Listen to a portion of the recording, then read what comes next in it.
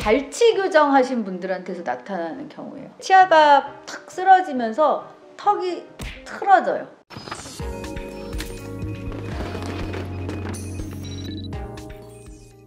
아, 바로 들어가 이렇게 하고 건방지게 안녕 이러면서 치 원장이야. 안녕, 난 이 원장. 우리 오늘은 말까기로 해. 이거 나온다 이제. 안녕하세요. 급 공손 모드로 바뀌고 있습니다. 네, 다시 한번 인사를 합시다. 시작. 안녕하세요. 안녕하세요. 최현희 치과의 대표 원장 최기수 원장입니다. 안녕하세요, 최기수. 감정이입을 너무. 안녕하세요, 최인희 치과.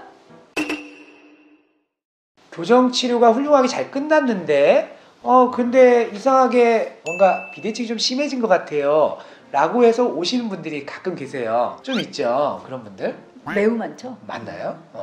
근데 그런 분들의 경우에는 왜 안면 비대칭이 증가됐다라고 느끼게 되나요? 원래도 있었어. 그만큼. 그분은 원래 교정 있었어요. 전에? 네, 있었어. 이제 교정을 한 이유가 뭐 덧니 때문에 했거나 아니면은 입이 튀어나와서 했는데 이게 너무 이쁘게 잘 됐어. 그런데 얼굴이 삐뚤어진 게 이젠 더 눈에 띄기 시작한 거야. 그렇죠.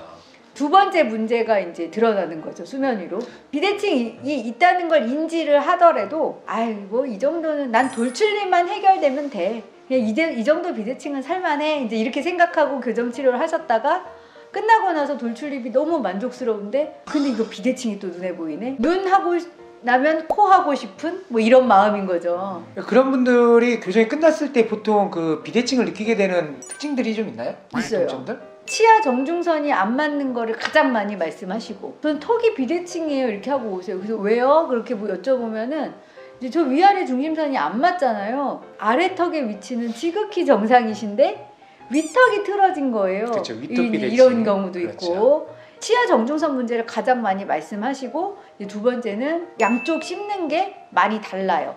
예를 들면 왼쪽으로는 잘 씹히는데 오른쪽은 잘 안 닿아서 오른쪽으로 씹으려면 많이 틀어서 씹다 보니 내가 턱이 이쪽이 아파요. 뭐 이렇게 얘기를 하시는 경우도 있고 근데 옛날에는 교정받기 전에는 안 그랬는데 교정받고 나서부터 턱이 아파요. 그런 경우도 비대칭을 의심해봐야 돼요. 네, 의심. 또 아는 거 있으세요? 보통 이제 제가 아는 경우는 이제 비대칭에 윗턱은 관여를 안 하는데 앞에서 봤을 때 아래 앞니가 좀 이렇게 약간 쓰러져 있는 경우 그런 경우도 비대칭에 이거 이제 진짜 비대칭이죠. 그런가요? 네. 그럼 또 다른 경우는 또 뭐가 있나요? 교정 한번 했잖아. 근데 발치 교정 하신 분들한테서 나타나는 경우예요. 이제 발치하는 공간으로 치아들을 막 당기잖아요. 스페이스를 클로즈하기 위해서. 한쪽 어금니가 촥 쓰러질 때가 있어. 그러면 쓰러지는 그 치아의 방향과 반대 방향으로 턱이 틀어져요. 그럼 이제 이것도 비대칭이 생겨버려. 나 발치 교정했는데 왜 이렇게 턱이 틀어졌지? 라고 하시는 거에 대해서 요걸 의심해 볼 수 있어요. 그런 경우에는 이미 입 다 들어가게 했는데 이제 다시 비대칭이 됐으면 뭐 교정 치료를 다시 어떻게 해야 되나요? 그런 경우에? 한쪽이 제가 쓰러지면서 생겼다 그랬잖아요. 네. 쓰러진 거 세워야지. 치아가 탁 쓰러지면서 턱이 틀어져요. 틀어짐을 쉬프트라고 표현한다 그랬잖아. 이 쉬프트가 된 것을 다시 제자리로 돌려주는 거죠. 자, 그럼 이제 이건 이해했고 또 다른 또 원인들 뭐가 있나요? 있죠. 또 뭐가 있나요? 아주 어렸을 때 교정을 했어. 청소년기에 쭉 자라고 20살이 넘었더니 턱이 이제 이렇게 틀어져서 반쪽은 거꾸로 물리고 반쪽은 제대로 물리는 이런 비대칭도 있어. 그런 경우는 왜 그래요?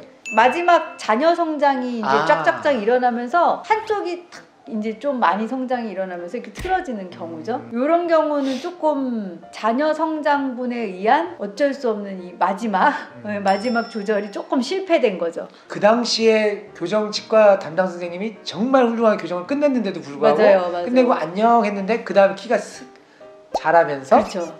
그거 참 어떻게 보면 억울한 일이네요. 둘 다 억울한 거죠. 환자분도 억울하고 그러니까요. 의사분도 억울하고. 네, 저는 이제 의사가 억울하다는 얘기했어요. 환자도 억울하지. 왜냐면 환자분들은 또 내가 잘하고 싶어서 잘하냐고. 그렇죠. 그 잘해주신 치과 선생님이 원망하실까봐 걱정입니다. 아니 이럴 때는 또 이게 어쩔 수 없음을 또 대화로 잘 풀어나가면 돼요. 그러면 진짜 교정하고 나서 비대칭이 되는 경우들이 의외로 많군요. 또 있나요 혹시? 있어요. 또 뭐가 있나요? 막 나와? 이제 교정 치료를 잘 마쳤어. 근데 늘 이런 어떤 습관적인 문제, 늘 뭐 이렇게 사신다든지, 저렇게 핸드폰을 늘 이렇게 보신다든지, 한쪽 방향으로만 이렇게 주무신다든지, 편측으로만 씹으신다든지, 뭐 요럴 때는 자꾸 턱이 그런 방향으로 턱 안쪽으로 계속 틀어지게 돼 있거든요. 그럼 이제 이런 분들은 그래요. 나 교정하고 났더니 턱도 틀어졌는데 왜 이렇게 턱이 아파요? 왜 이렇게 두통이 심해져요? 이제 이렇게 이게 이제 해결하고 싶은 니즈로 오셨죠. 그런 분들은 진짜 좀 바른 생활의 자세를 좀 갖는 것도 맞아요. 정말 필요하긴 하겠네요. 바른 자세 정말 중요해요. 누구나 다 뻔히 아는 바른 자세, 하지만 또 하기 어려운, 항상 엄마의 등짝 스매싱이 필요한 구부러진 자세, 이런 것들. 네. 설마 또 있나요? 원인이? 오늘은 여기까지.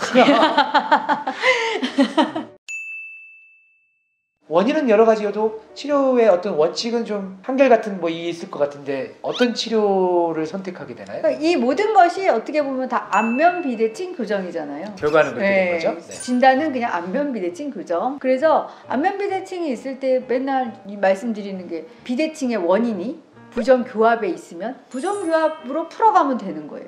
치아가 쓰러졌다면 치아를 펴주고. 그렇죠. 그래서 이제 그걸 할 때 뭐 위턱 아래턱의 관계를 잘 파악해서 치아 중심을 위에서부터 맞춰서 이제 해결하는 거가 좋은데, 이제 양쪽의 턱 길이 차이가 뭐 매우 많이 나고 그러면 이건 진짜 어쩔 수가 없는 거고, 턱 길이 차이가 이제 별로 안 나는 분들이다 그러면은 이제 이렇게 쉽게 실타래를 풀어가면 또 해결이 돼요. 보통 그 중심선을 잡을 때는 위턱 중심선을 기준으로 먼저 잡고 가요? 아니면 그냥 동시에 3차원적으로 위, 아래, 좌우를 다 보면서 버무려 가면서 가나요? 위의 중심선을 일단 잡아야 돼요. 왜냐하면 기준이 명확해야 그 기준에 맞춰서 또 아래를 맞추니까. 그리고 이제 위의 중심선을 잡을 때는 이제 뭐 코가 또 틀어진 분도 맞아요. 있고 흰 분들 하니까 많죠. 이제 이런 것들은 환자분들이랑 잘 의논해서 위에를 잡고 거기에 맞춰서 아래턱의 위치를 잘 잡아주면 안면 비대칭 치료가 잘 해결될 수 있습니다. 의외로 안면 비대칭 교정은 참 쉽게 느껴지기도 하는데, 말로만 하면